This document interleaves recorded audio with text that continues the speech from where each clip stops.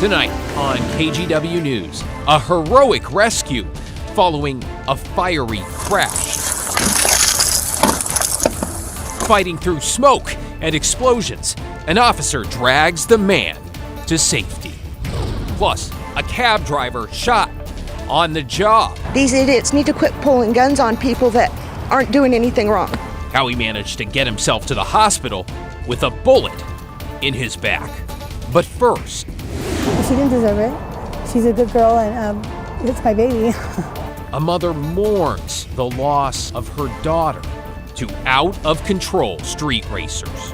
Your news starts now.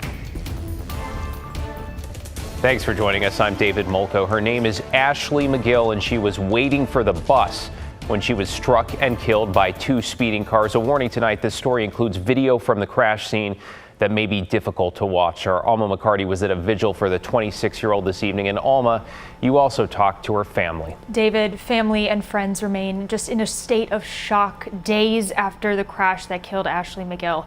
Her mother told me she found out from authorities just 3 days after she died.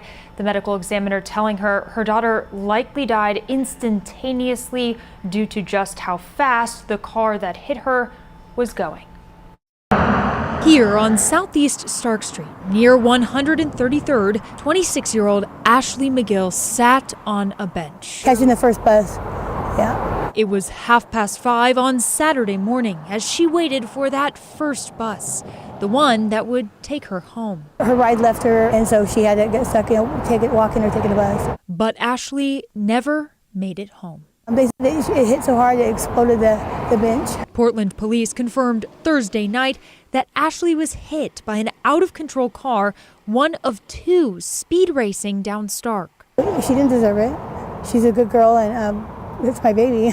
Misty Nicholson is Ashley's mother. The night I heard about the accident, I had to go see where my daughter died at. I mean, I just had to see, and they wouldn't let me see her body because she was, pretty bad. On Thursday, dozens joined together at the site of the crash. She's always joking around, and she could be anybody's best friend. She was a good kid. She loved everybody. By lighting candles and putting up her picture, this family hopes passers-by will see and remember Ashley. It's not fair. And that just hurts the person itself. It hurts the family. Some people aren't going to get it until it happens to someone in their family. And that's not right. As investigators continue looking into this crash, Misty prays her daughter's death will remind everyone on this road and across Portland to slow down. Slow down and think before you do things, because there's more lives than just yours you're putting on the line. And David, a big thing the family is struggling with right now, since Ashley's death is just so unexpected, is how to pay for her funeral expenses. We will have a link to a verified GoFundMe page on our website. Unexpected and unnecessary. Alma, appreciate your reporting. Tonight, we also need to tell you about a cab driver who is recovering in the hospital after he was shot on the job. The driver was on I-205 this morning around 9 near Gleason when someone opened fire. Police say the radio taxi was hit twice, one of the bullets piercing the tailgate, then the back seat, and then the driver's seat. The cabbie was shot in the back and somehow was able to drive himself to the hospital while dialing 911 with the suspect's license plate information. The driver had surgery at Legacy Emmanuel. That's where our Tim Gordon ran into his wife. He is stable at the moment, and he'll be in the hospital at least a week. So he got shot in the lower back. What's your message to people out there about this stuff? These idiots need to quit pulling guns on people that aren't doing anything wrong. This is stupid. Portland needs to get a hold on this. Officers say they later found the vehicle and arrested the suspected shooter. Let's go, out. Recorded by his body cam, a Beaverton police officer runs toward the flames to save a driver trapped inside a rolled over car, breaking the sunroof to get him out. Small explosions push him back, and while police have edited out parts of the video, the officer appears to be relentless in his efforts to get an unresponsive driver to wake up. Help me. It's 2:30 Tuesday morning near Southwest Hawken Avenue and Jenkins Road. The flames grow, the vehicle smokes, and a couple attempts later, Over here. he finally gets a firm hold, Got him out? Is it one out? pulling him out the window, dragging him away from the flames. This him? Officers say it appears the driver was impaired. He was later charged with DUII and reckless driving, though thanks to this officer, Get up. was not seriously hurt. Got him out? Is it one out? Wow, what a rescue. Well, it's been 3 years now since an Estacada couple was murdered. Tonight, their daughter is asking for answers and for justice. Deputies found the bodies of Stacy Rickard and Jeremy Merchant in August 2019 in the Mount Hood National Forest. It was on what detectives describe as an improvised target shooting area. Daughter Haley Merchant believes her parents were in the forest collecting spent shell casings that they'd turn in for cash, something they did often. Now, Haley says her gut tells her her parents were killed in a targeted attack, though she says she can't be certain and she can't pinpoint why. I am very shocked. I just wish we had justice for my family.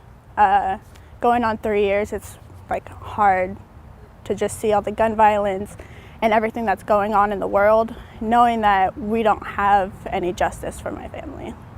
Crime Stoppers is offering a cash reward of up to $2,500 for information that leads to an arrest. You can call the Clackamas County Sheriff's Office. Remember, you can do so anonymously. To a wildfire update now, and let's start with the largest fire burning in Oregon. That is the Rum Creek fire in the southern part of the state. Officials say it is growing thanks to hot temperatures, low humidity, and very dry fuel. It's now burned almost 15,000 acres. Now, to put that in perspective, that is roughly the size of Hillsboro. Crews say the fire burning in Josephine County, northwest of Grants Pass, is only 1% contained. And next up, the Cedar Creek fire that's in central Oregon. It is 15 miles east of Oak Ridge near Waldo Lake. It's burned nearly 9,000 acres. It's 12% contained. Officials, big concern at the moment with this one, the impact of the smoke in Oak Ridge and even all the way down to Roseburg. A big COVID update. Oregon health officials say new COVID booster shots should be available for everyone 12 and up as soon as next week. The CDC today signed off on the new Pfizer and Moderna boosters that target Omicron. Shipments are already on their way to western states. Pfizer is for 12 and up, Moderna 18 and up. Now, the CDC suggests you wait at least a couple months since your most recent COVID shot or booster before getting this one. Well, it is Thursday, September 1st, which marks the start of Hunger Action Month, and perhaps stating the obvious here in Oregon, given inflation and a lot of other factors, that need is growing. Catherine Cook spent the evening with those who are celebrating the chance to give. On a late summer night in North Portland, music floats above a powerful resolution that drives those gathered here. We believe that everyone has the right to be free from hunger, and that we are all leaders in this work. Partners for a Hunger-Free Oregon put on this fundraiser. The anti-hunger organization focuses on changes at a systems level. In addition to supporting food banks, they're trying to change laws so that immigrants can access federal nutrition programs regardless of status. Something like going to a grocery store, which a normal person would take for granted, is huge for someone who doesn't have those resources. And being able to pick their own food, culturally appropriate food that doesn't make them sick, is something that's so significant that most people just wouldn't really think about. Nell Taylor is interim co-executive director for Hunger-Free Oregon, but they know what it's like to be hungry and homeless. As a teen, Nell was both.